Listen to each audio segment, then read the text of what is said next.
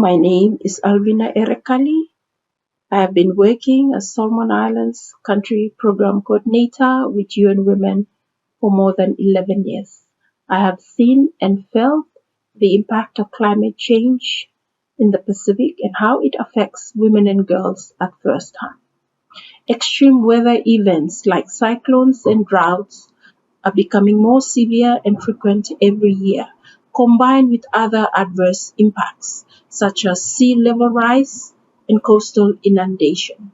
Pacific islands are particularly vulnerable due to small size, remoteness, fragile ecosystem, and socio-economic status. COVID-19 pandemic has also exacerbated the vulnerabilities over the past few years. We are well aware that women and girls are disproportionately affected by these adverse impacts of climate change. In Solomon Islands, I have witnessed what has been referred to many as the worst flooding in living memory in April 2014. The flooding caused fatalities, displaced thousands of people, damaged major infrastructure, and destroyed homes. The food gardens that women depend upon for their livelihood are among what was lost. And this severely impacted their income and food security. This further contributed to gender disparity. It is critical to build the resilience of women and girls so that they better respond and withhold to disasters and recover from it rather than just being recipient of disaster relief. Women and girls are the agent of change to influence how climate change and disaster risk reduction policies are made and implemented, and to prepare for disasters at local and community levels.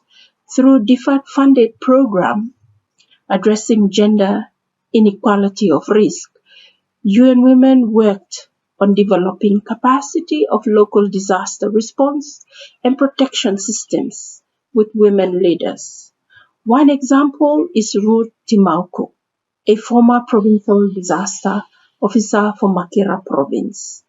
Through continuous support and training by UN Women program, Ruth was empowered to lead disaster response and risk reduction efforts in her own community.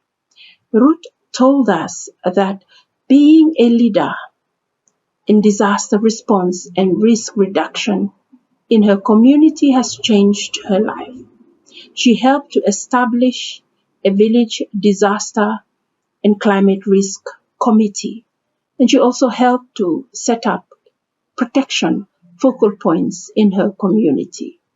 People respect her work and experience. Each time there is an emergency, everyone in the community look to her for advice about what steps to take or to follow. She encourages other women to involve and lead in disaster risk management efforts in their communities.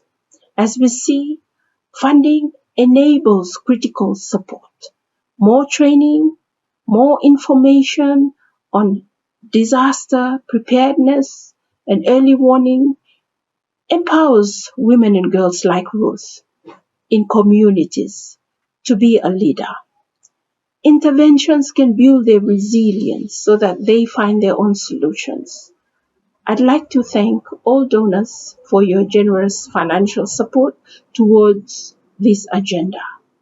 Wishing you all a happy International Women's Day 2022. Thank you.